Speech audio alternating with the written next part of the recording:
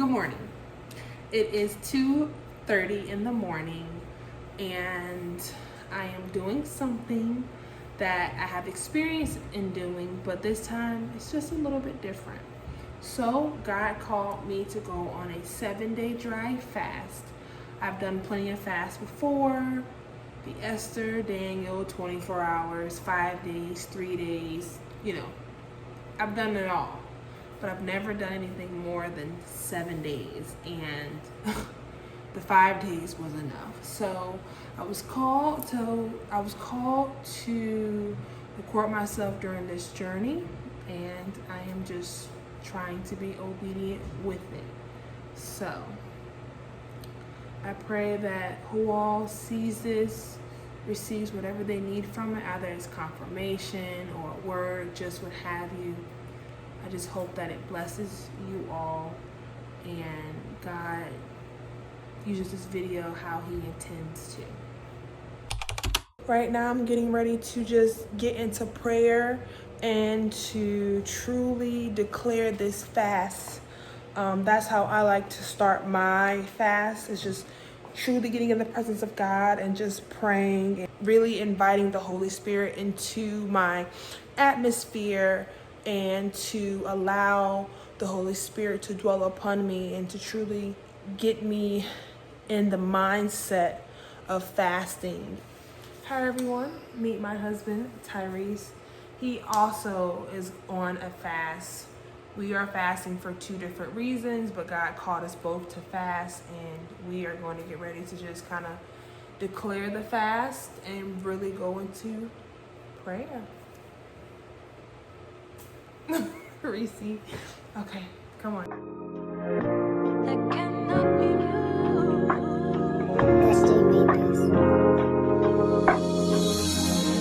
love like a mountain that cannot be moved. Just as an eagle, I found freedom in you, a peace which brings me through, deserving of worship in spirit and truth. The light of life shines through. Our greatest gift was you. But Father, your love never ceases, even in the midst of my darkest days. Love, it flows like a river and never ever seems to run dry.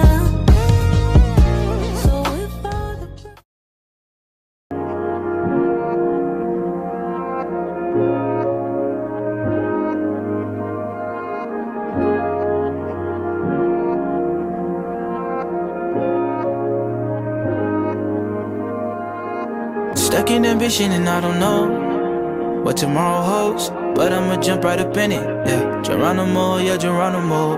Boy, like my God's in control, and I don't gotta fold my forehead in triplets. Let's just walk by faith and watch the promise come forth, because He meant it. I'm losing count of mistakes.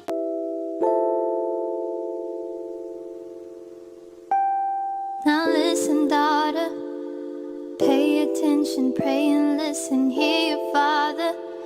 These lies they told are so familiar. They will haunt you, they will kill you, keep you hostage. King will heal you. Before Him, adore Him.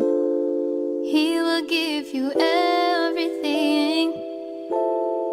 Come and take your Can't keep going back to what I used to know.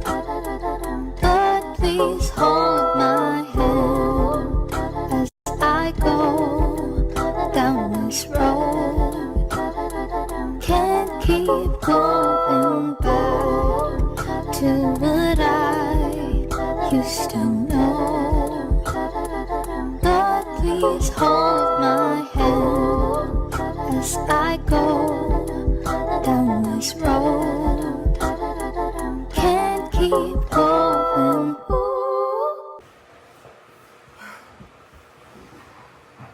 So I'll be honest, I didn't want to get my word, and Reese was just like, come on Key, lock in, like we're doing this to become more disciplined, to really lock in, and I was really about to give up. So I'm grateful for him because he helped me kind of get it together, kind of pull through. So right now, Reese is about to lead this Bible study, and yeah, just stick your peace on it. That cannot be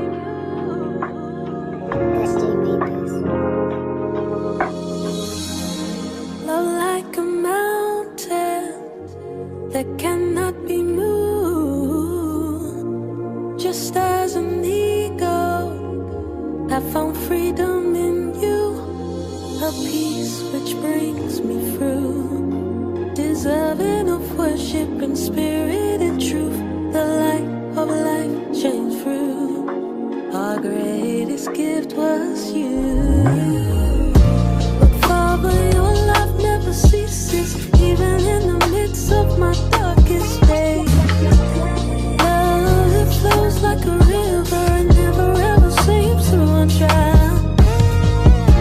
So with all the breath in my lungs, I'll raise a hand. Hey y'all, it has been 7 days since we last really spoke in front of the camera with each other, and I just kind of wanted to wrap up this vlog, kind of give you guys an overview of what happened during our 7-day fast. So get ready. Let's start from Sunday. Sunday started the fast. God had called me first to go on a fast, and then he had confirmed through Reese and his asking if he wanted him to fast with me, but for a separate reason.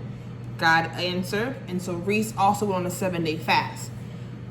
Now, we did a dry fast for 48 hours. So from Sunday to Tuesday, we fasted completely for 2 days, no food, only water. It was a challenge. Originally, it was supposed to be for 7 days, but honestly, y'all, I have to be transparent. And so that's why God called me to make this video, to show other, brothers and sisters that, look, ideally sometimes we go into things with our mind hyper fixated on a certain time frame or date, and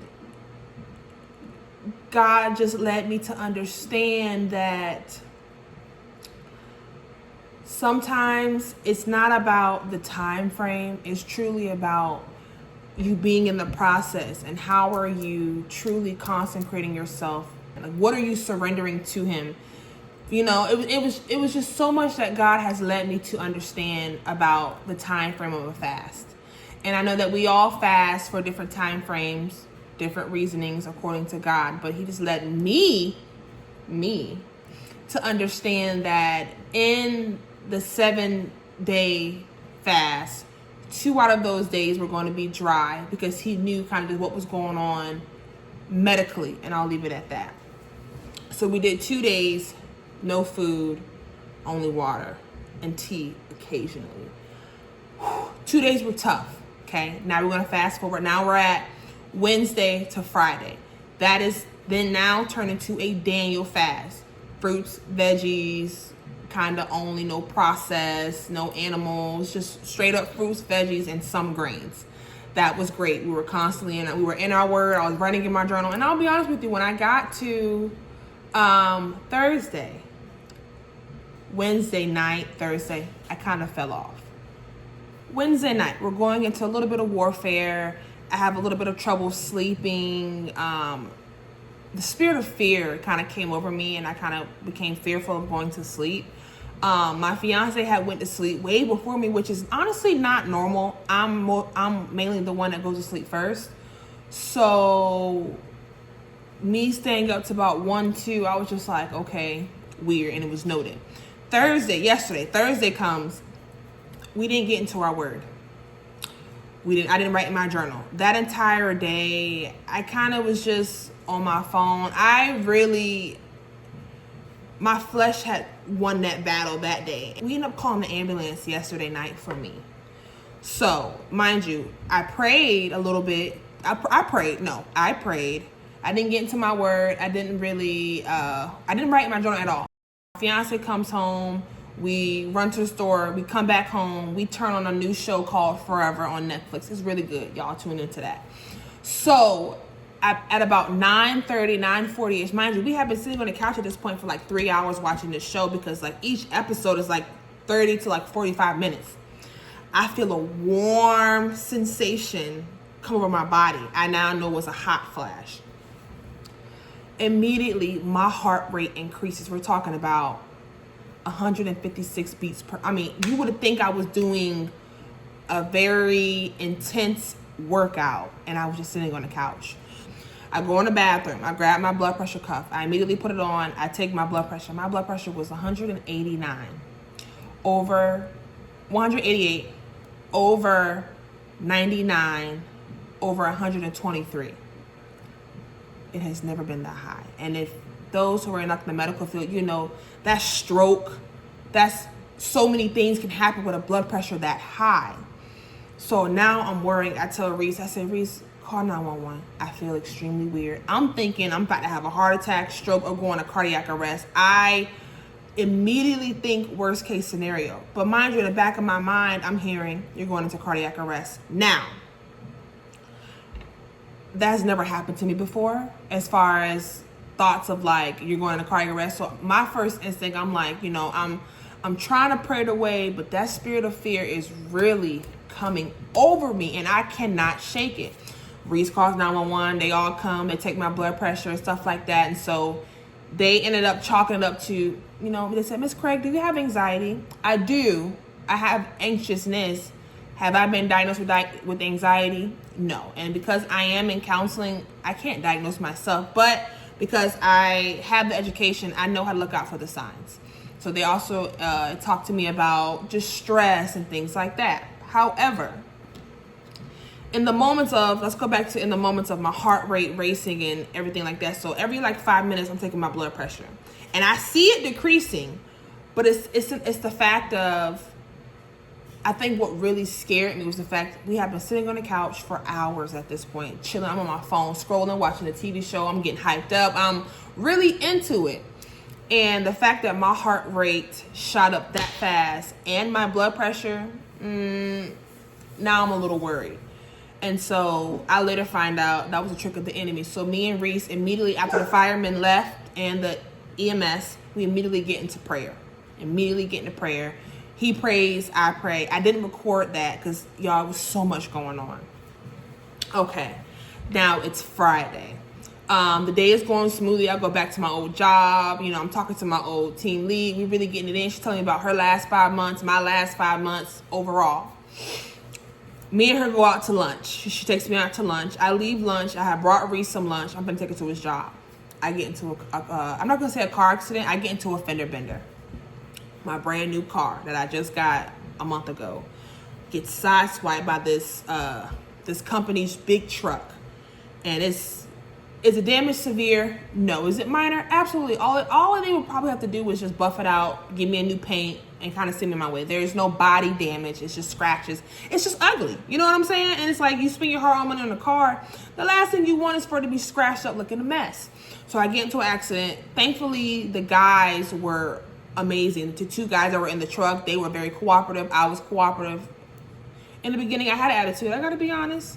But I was cooperative. Now, mind you, before taking the food to my fiance's job and me getting into the fender bender, a lady cuts me off. I have to slam on brakes. Mind you, that led up. Now we get into the fender bender. At that moment, and that's why I had the attitude in the beginning of the kind of interaction with the two gentlemen that was in the truck that sideswiped me, because I was already kind of a little bit ticked off from that. And so I have that situation. So now I'm just like, you know, I'm ready to go home. So Reese come out and was just like, you know, we take care of the situation. He was like, listen, you're really irritated right now, and I don't think you should get your feet done. I think you should just kind of go home, decompress, kind of get yourself together. And I was like, you think so? He was like, yeah, like you're already in a bad mood.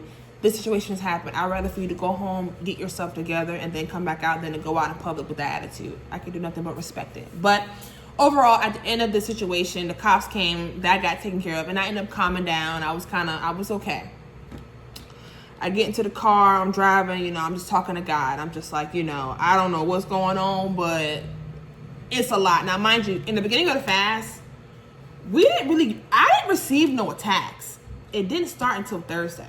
That's when the attacks, Wednesday night, Thursday morning, that's when the attacks kind of intensified. And that's when I knew, I said, the enemy is trying to stop me from receiving something that God has. The way that these attacks came full force, I was just kind of like, whoa, okay. But overall, y'all, this fast has taught me so much.